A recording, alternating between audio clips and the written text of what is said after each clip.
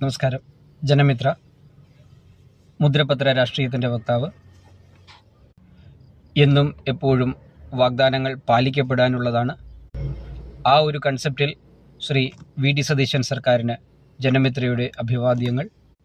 എന്നിരുന്നാലും ചില ന്യൂനതകൾ ആ ഒരു വാഗ്ദാന പാലനത്തിന് ഉള്ളതായി ജനമിത്രയ്ക്ക് തോന്നി.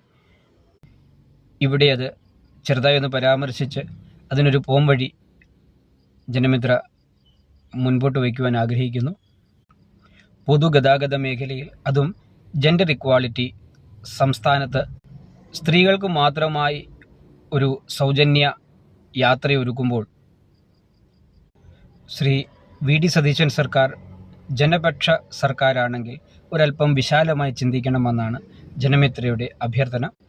അതായത്, ഒന്നിടവിട്ടുള്ള മാസങ്ങളിൽ സ്ത്രീ പുരുഷന്മാർക്ക് ഈ സേവനം നൽകിയാൽ അത് കുറെ കൂടെ ജനപക്ഷത്തു നിന്നുള്ള സ്വീകാര്യത ശ്രീ വി.ഡി. സതീശൻ സാറിന് ലഭിക്കും.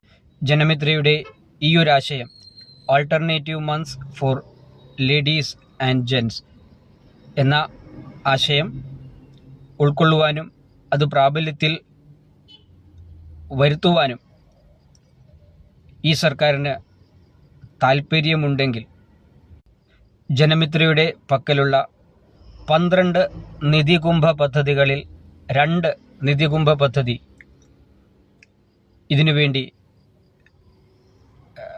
സംസ്ഥാനത്തിന് വേണ്ടി വിനിയോഗിക്കുവാൻ ജനമിത്ര ഒരുക്കമാണ്. കടം മേടിക്കുന്ന കേരളത്തെ കടം കൊടുക്കുന്ന കേരളമാക്കുവാൻ ജനമിത്രയുടെ ഈ നിധികുംഭ പദ്ധതികൾക്ക് ആകും എന്നത് ഒരു വാസ്തവമാണ്. സർക്കാരിന് ഒരു പൈസ നീക്കിവയ്പില്ലാതെ 2 വൻപം പദ്ധതികൾ ജനമിത്ര നൽകി ഈ ഒരു സംരംഭത്തിന്